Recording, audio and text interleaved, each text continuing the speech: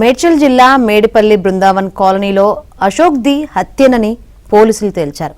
తన భర్త గుండెపోటుతో మరణించాడని భార్య చెప్పడంతో అంతా అదే నిజమని అనుకున్నారు.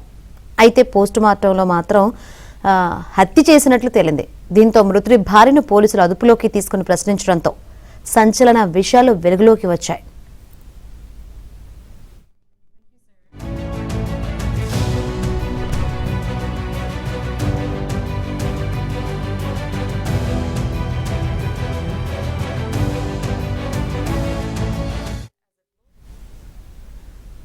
అశోక్, పూర్ణిమ ఉండే ఇంటి పక్కనే మహేష్ అద్దెకుంటున్నాడు. పూర్ణిమకు మహేష్కు ఏర్పడిన పరిచయం చివరకు వివాహేతర సంబంధానికి దారితీసింది.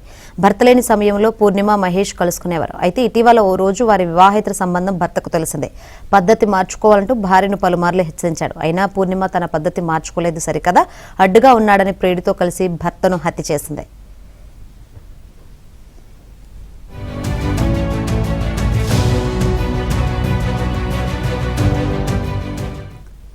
అశోక్ పై దాడి చేసి మెడకు చున్నీ బిగించి చంపేశారు. విషయం బయటకు తెలియకుండా గుండెపోటు అంటూ డ్రామాలాడారు. కుటుంబ సభ్యులకు అనుమానం రావడంతో పోలీసులు తమదైన స్టైల్లో ప్రశ్నించడంతో హత్య విషయం బయటపడింది. పూర్ణిమను పోలీసులు అరెస్ట్ చేశారు. నిందితులను కఠినంగా శిక్షించాలని అశోక్ బంధువులు డిమాండ్ చేస్తున్నారు.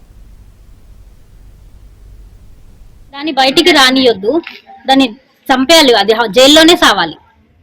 అదే మాకు కావాలి. లైఫ్ డెత్ దానికి అక్కడే ఉండాలి, బయటికి రానియకుండా చూసుకోండి. లేదంటే ఇంకొకరు చేస్తారు ఇలానే మా అన్నలాగా.